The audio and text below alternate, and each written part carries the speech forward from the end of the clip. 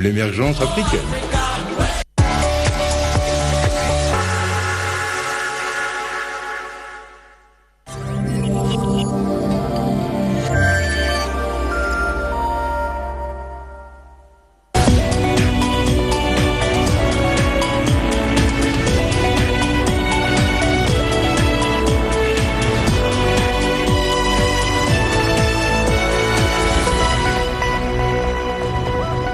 Mesdames, Messieurs, merci de votre fidélité renouvelée à la magie de la télé 20h. Les titres de cette édition.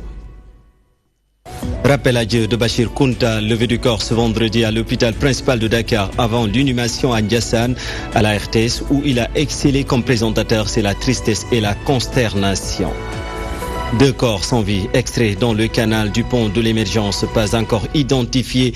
Ils sont acheminés à l'hôpital pour autopsie. Une découverte qui remet au goût du jour la question de l'insécurité au quartier Grand Yoff et Patte d'Oie. Université de Thiès, les agents du CROUS crient leur ras-le-bol. Ils courent derrière leur salaire de ce mois et interpellent les autorités étatiques. 9e Forum mondial de l'eau en 2021 à Dakar. Le Sénégal prêt à relever les défis colossaux. Il s'engage dans une démarche d'innovation avec une vision articulée autour des réponses concrètes aux priorités.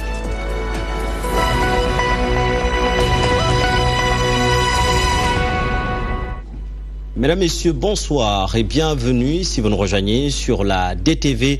Ouvrons ce journal par le décès de Bachir Kounta. La levée du corps du journaliste est prévue ce vendredi matin à l'hôpital principal de Dakar. Ahmed Bachir Kounta sera inhumé à Ndiassane et à la radio-diffusion télévision sénégalaise où il travaillait. L'ambiance était morose ce matin. La tristesse et la consternation se lisaient sur les visages. Une perte qui affecte le personnel de la télévision nationale, Safir Toukodi.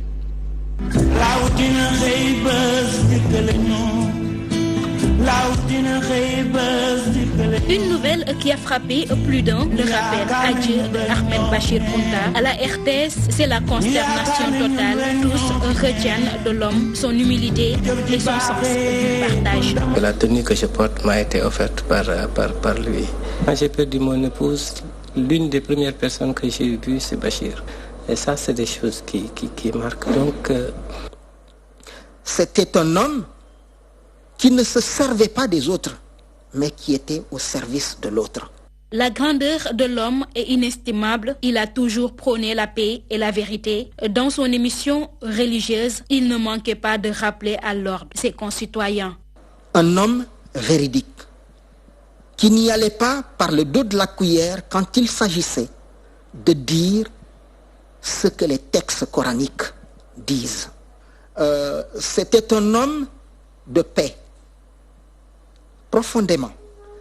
Ses relations avec le personnel de la RTS ont également été magnifiées. Ahmed Bachir Kounta ne faisait pas le distinguo entre l'employé et son employeur. Bachir a travaillé à la RTS jusqu'à la retraite, mais il ne faisait pas partie de ces gens qui rasent les murs en entrant ici ou qui venaient pour demander un quelconque service. Au contraire, un homme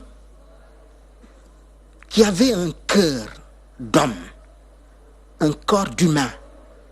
Tant il ne faisait pas la différence entre le grand et le petit, le riche et le pauvre.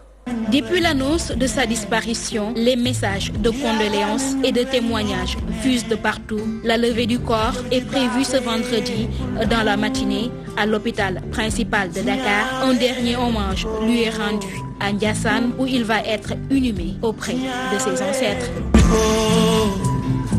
Ahmed Bachir Kounta, l'académicien de notre langue nationale. Ahmed Bachir Kounta, le journaliste sportif. Ahmed Bachir Kounta, le religieux, l'islamologue, l'homme de culture. Ahmed Bachir Kounta, bref, un homme de son temps. Dans nos précédentes éditions, vous avez suivi le portrait de ce grand monsieur et vous l'aurez bien sûr. On me signale que l'élément est sur place. Pape Ousmane Sissé.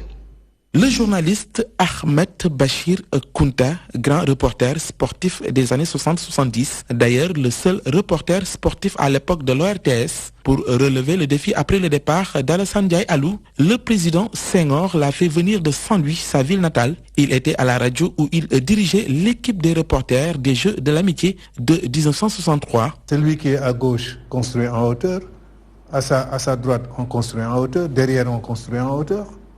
Lui, il n'a pas les moyens de le faire. Il est dans un trou, privé de sa part, n'est-ce pas, d'oxygène, de lumière. Or, la religion règle tout cela.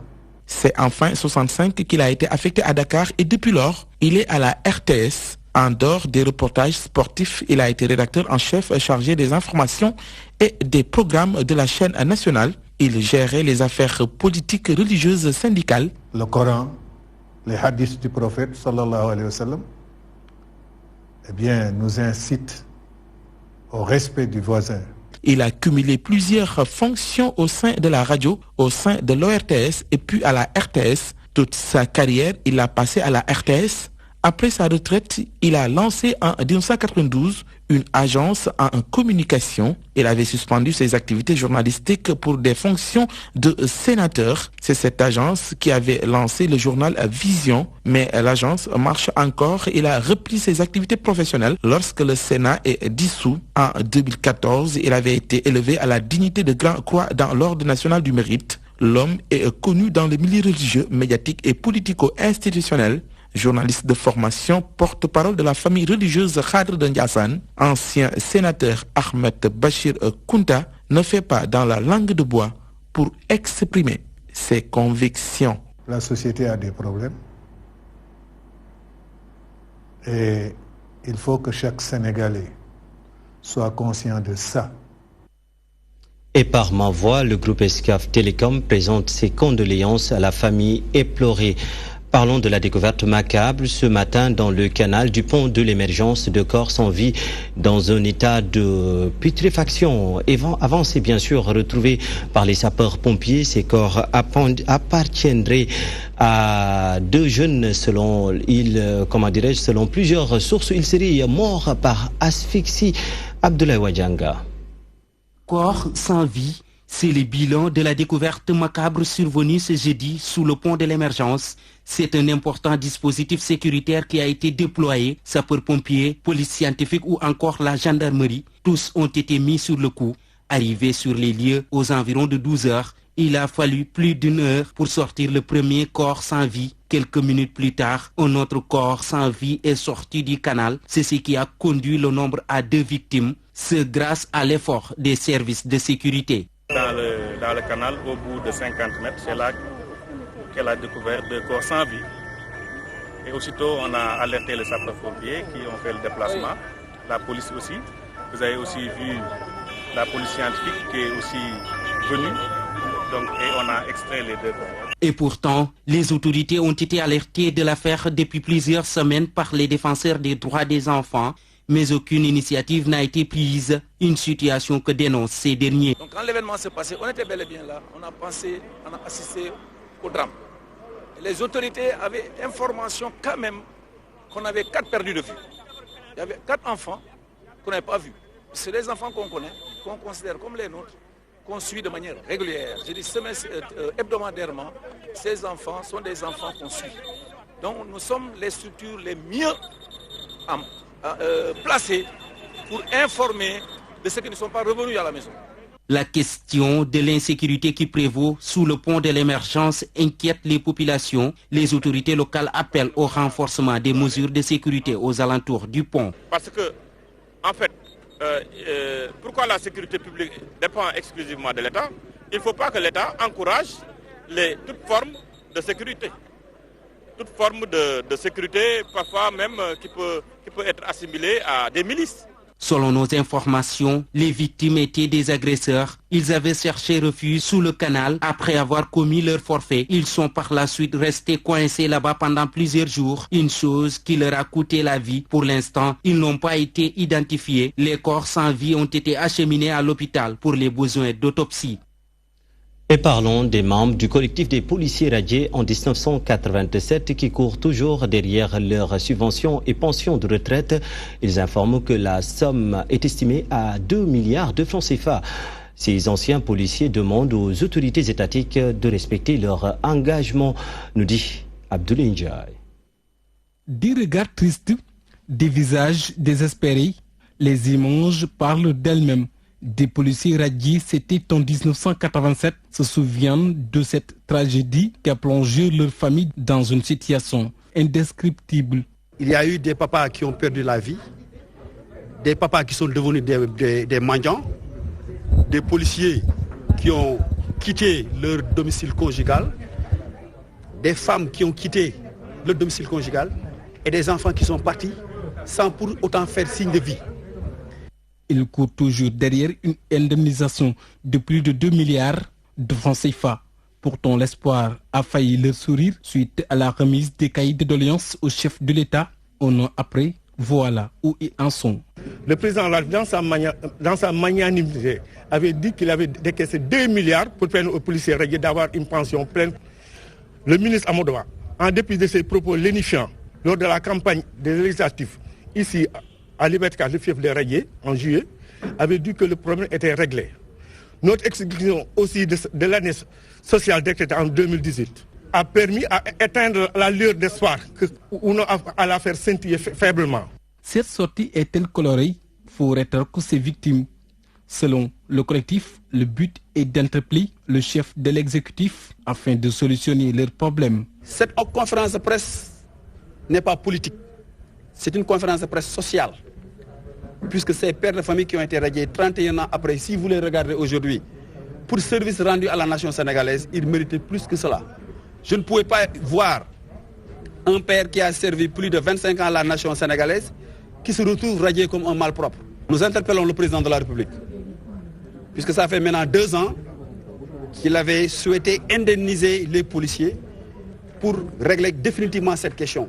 Et si rien n'est fait, voilà leur stratégie. Nous allons nous réconforter dans notre foi qui a été inexpériente, qui nous a permis de remonter les larves dans la radiation. Et nous sommes des croyants, de véritables croyants. Et nous vous disons cette conviction forte en moi. Nous croyons en Dieu et si nous serons des martyrs. Grogne des agents du Crous Thiès, ils réclament leurs 4 mois d'arriérés de salaire. Ces travailleurs dénoncent ce qu'ils qualifient de laxisme des autorités étatiques. Les agents du Crous Thiès ou bien de ce temple du savoir menacent de durcir le ton les jours à venir si rien n'est fait. Mam Astoufaï porte leur parole. Vous le savez bien, nous sommes restés depuis jusqu'au 17 sans percevoir notre salaire. Donc ça, je pense que c'est un motif assez valable quand même pour sortir et faire un cri du cœur pour que tout le monde sache que ce qui se passe au Crous de Thiès n'est vraiment pas normal. Là où les fonctionnaires ont perçu le salaire depuis le 27 ou bien depuis le 21, nous on est là, laissant nos bureaux, on est là à Kimbandé pour percevoir notre dû. La direction est au courant de ce qui se passe. Ce qu'on nous dit, c'est que c'est des tracasseries administratives entre la direction des finances et le trésor. Donc la balle est renvoyée. Tout ce qu'on nous dit, c'est des problèmes entre les finances et les trésors. Mais ce que nous savons, c'est que ce qui se passe au Crous de Thiès, c'est que les budgets sont insuffisants. Tout le monde le sait ici. 750 millions ont été budgétisés pour gérer les Crous de Thiès. Là où on dit aux étudiants, venez manger pour 250 francs, venez vous soigner pour 50 francs, payez les salaires et le budget qui est derrière n'est pas suffisant. Je pense que c'est raison d'être. Quand 8 mois de salaire ont été budgétisés pour couvrir les 12 mois, tout le monde s'attendait à ce que ce problème soit là. Il faut qu'on le dise. Et ce problème-là, il est récurrent. Et ce qui nous interpelle, c'est que c'est le Crous de Thiès qui vraiment a ce problème-là. Nous ne sentons pas ce problème-là au niveau des autres Crous de Bambey ou de Ziguinchor. Les travailleurs du Crous de Thiès, franchement, ils sont dos au mur. Hier, c'était les étudiants qui étaient affamés. Maintenant, c'est le personnel qui est là, affamé, dans la rue en train de crier. Je pense que cette solution-là, si la direction n'est pas en même de résoudre, c'est au plus haut niveau. Qu'on nous dise ce qui se passe au niveau des finances, qu'on nous dise ce qui se passe au niveau des trésors.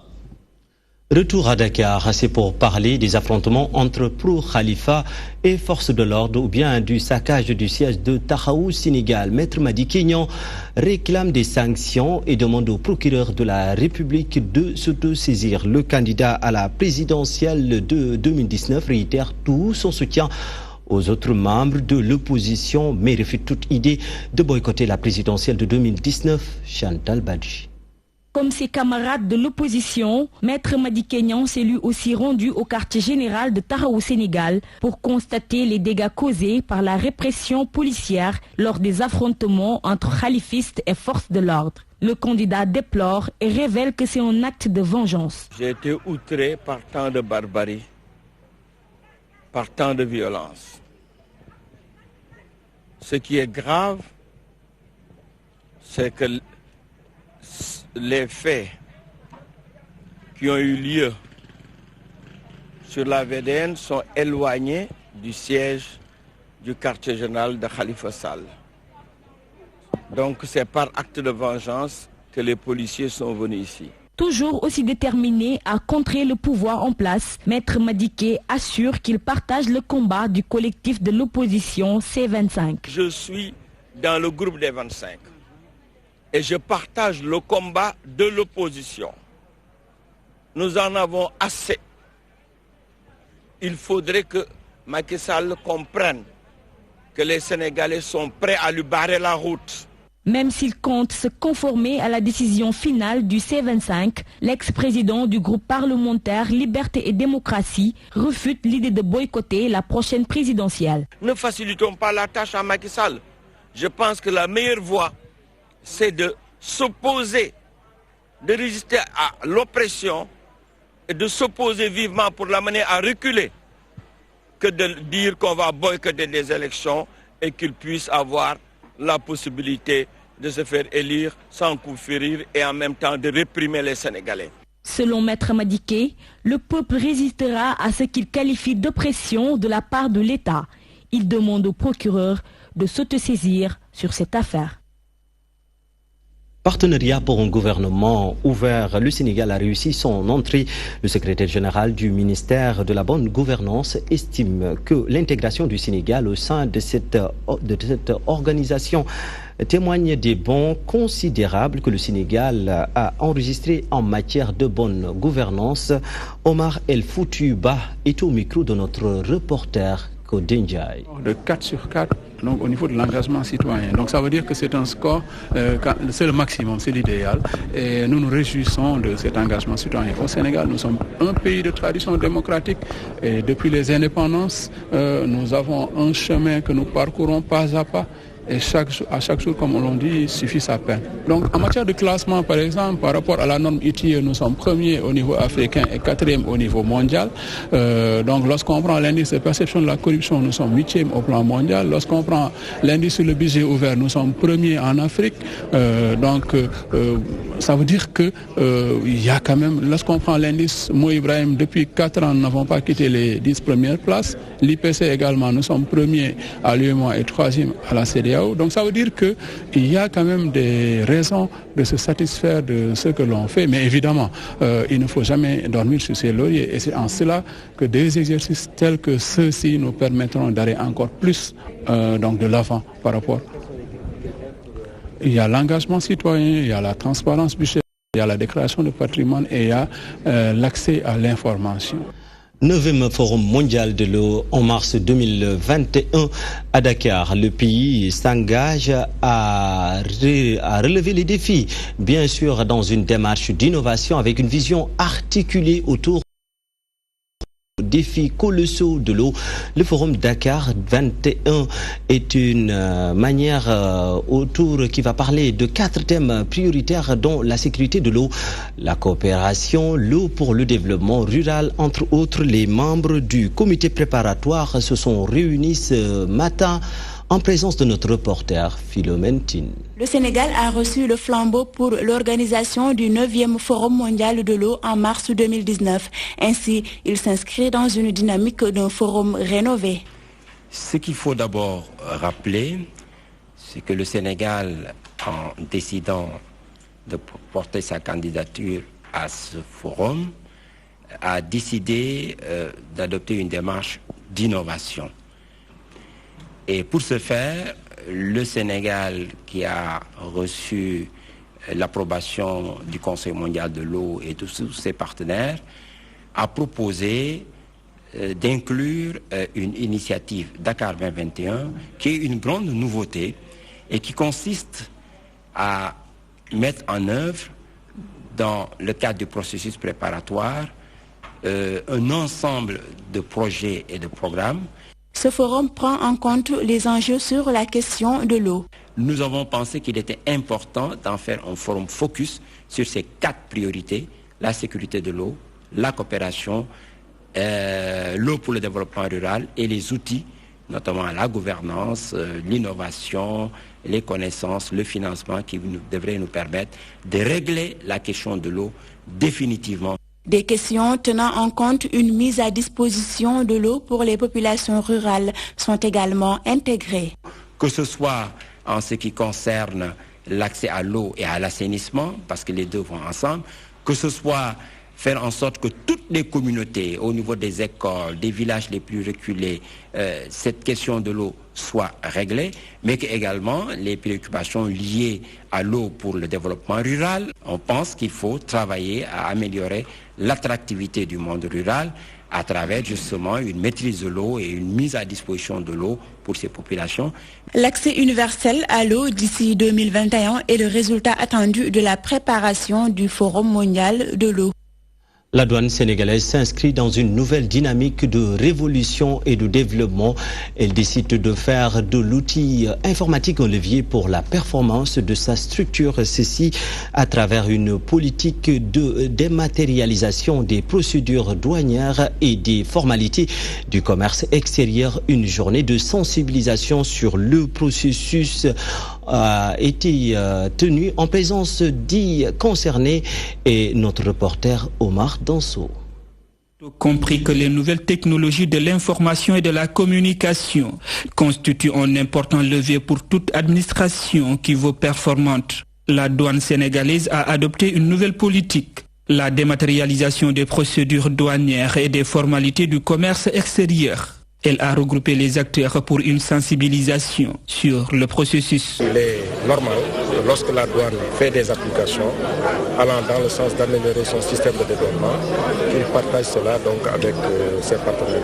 C'est tout le sens qu'il faut donner à cette manifestation d'aujourd'hui. Cette révolution va faciliter le contrôle douanier avec notamment la réduction des délais et celle des coûts de traitement des documents. Quand on dit dématérialisation, c'est un dédouanement sans papier. Donc quand même, ça nous permettra, comme on l'a rappelé, de gagner en termes de coûts, de gagner en termes de temps de dédouanement et d'améliorer l'environnement des affaires. Plus de 200 participants issus de l'administration publique, des opérateurs économiques et industriels, mais aussi des organisations professionnelles et des acteurs du secteur informel ont pris part à cette rencontre. Le ministère de la Communication et celui de la Santé ont signé une convention avec comme objectif introniser le numérique dans le système de santé. Une stratégie qui va permettre, selon Abdoulaye Bibi Baldé, d'assurer l'interconnexion des structures de santé. Abdoulaye Diouf Sarr, lui, déclare que cette initiative arrive à point nommé car elle va permettre au système sanitaire d'entrer dans l'ère du numérique, nous dit Introduire le numérique dans le système sanitaire, c'est l'objectif de cette signature de convention entre le ministère de la Communication et celui de la Santé. Abdoulaye Bibi Baldé déclare que cette signature de convention permettra au ministère de la Santé d'entrer dans l'ère du numérique. Nous sommes là pour mutualiser nos connaissances au sujet du numérique, mais surtout pour améliorer l'efficacité et la synergie des actions entreprises par nos deux départements. Permettez-moi de rappeler que 5 projets importants de santé digitale sont inscrits dans les plans d'action prioritaires de la SN 2025. Ainsi, le déploiement de la fibre optique dans les régions, ainsi que leur déploiement jusqu'aux populations, va faciliter l'interconnexion des hôpitaux et des établissements de santé en général. Le ministre en charge de la Santé salue cette collaboration à sa juste valeur. Abdoulaye Diouf Sarr estime que cette initiative est venue à point nommé. Le premier enjeu, c'est d'adapter très rapidement tout ce qui est législation et réglementation à l'ère du numérique pour que la santé puisse prendre le train du numérique. L'autre aspect, c'est d'adapter aussi la gouvernance du système de santé à la nécessité d'utiliser le numérique dans notre secteur. L'autre élément, c'est une mise à niveau technologique de nos infrastructures de santé et du système pour que l'utilisation du numérique, aussi bien en matière de prévention qu'en matière de soins, puisse se faire. Le ministère de la Communication et celui de la Santé comptent mutualiser leurs énergies dans le domaine des technologies de l'information et de la communication. 5 projets phares sont ciblés pour un traitement plus efficient des dossiers dans le système sanitaire. Le saviez-vous, 15% des enfants âgés de 0 à 12 ans sont touchés par la maladie dermatite atopique. Annonce faite par le président des dermatologues du Sénégal, Dr Ibrahim Ndiaye, plaide pour une meilleure prise en charge des enfants touchés par cette pathologie. Selon lui, le traitement est très important pour apaiser les grattages. Sarata Silviso pour plus de détails. La dermatite atopique, communément appelée Ndoxum Siti en Wolof, est une maladie chronique génétique qui touche en général les enfants. Elle se manifeste au niveau des membres inférieurs et supérieurs, des pommettes et des aisselles. Donc c'est un ensemble de manifestations allergiques cutanées qui se manifestent à la dermatite atopique sous forme de lésions vésiculeuses, sointantes, qui démarrent à l'enfance. L'enfant atopique se gratte presque tout le temps, subit des crises. Toutefois, le traitement de base reste la corticothérapie, mais il va s'en suivre impérativement des moyens d'entretien de la peau avec des crèmes recommandées. Dans le bilan de cette affection, on est obligé de faire des tests, on est obligé de faire ce qu'on appelle des trophées allergènes, des IgE spécifiques pour rechercher si cet enfant ne présente pas des allergies. Mais après la corticothérapie locale, le dermatologue doit utiliser des moyens d'hydrater l'enfant par des crèmes émollientes. Et ces crèmes émollientes jouent un rôle important puisqu'elles empêchent la récidive ou peut retarder l'échéance de récidive. Une maladie très difficile à gérer, souligne la maman d'une fille atopique qui affirme avoir souffert le martyre. Durant 5 ans, j'ai eu à souffrir avec elle. Donc elle se grattait, elle ne dormait pas, elle pleurait, elle n'évoluait pas. Donc elle restait tout le temps assise ou couchée en train de pleurer. Elle ne mangeait pas, elle n'était pas joviale, elle jouait avec personne. Pas de bain chaud, ni de savon, encore moins de s'hydrater avec des produits non recommandés. Le soubassement de cette maladie reste un corps sec qui ne produit ni d'eau, encore moins de gras. Il est donc conseillé aux personnes souffrant de cette maladie de s'approcher des dermatologues ou des pédiatres. Tibian.com, nouvelle plateforme d'Imam Ahmadou Makhtar Kanté, le fondateur et administrateur de ce site, vise à travers vraiment cette plateforme à offrir l'opportunité aux gens afin de mieux connaître ou bien comprendre le monde à la lumière de l'islam. Maïmouna Niane a pris part à la cérémonie de lancement de ce portail compte rendu. Le portail Tibian.com met l'accent sur la compréhension du monde à la lumière de l'islam et va être animé sur la base des enseignements de l'islam, notamment le Coran, comme éclairage. Tibian m'est inspiré par le Coran. Il y a un verset du Coran dans lequel Dieu dit au prophète Mohammed sallallahu alayhi wa sallam qu'on t'a révélé un livre qui est un éclairage pour toute chose. Tibianan li kulli shay. Mais cela veut dire que le Coran permet, quand on a une bonne compréhension de ces signes, de ces versets, n'est-ce pas, de pouvoir comprendre les problématiques, de pouvoir comprendre les défis et de pouvoir donc en tirer, n'est-ce pas, une direction, un code de conduite et une lumière. C'est pourquoi j'ai considéré que puisque je fais de l'éclairage,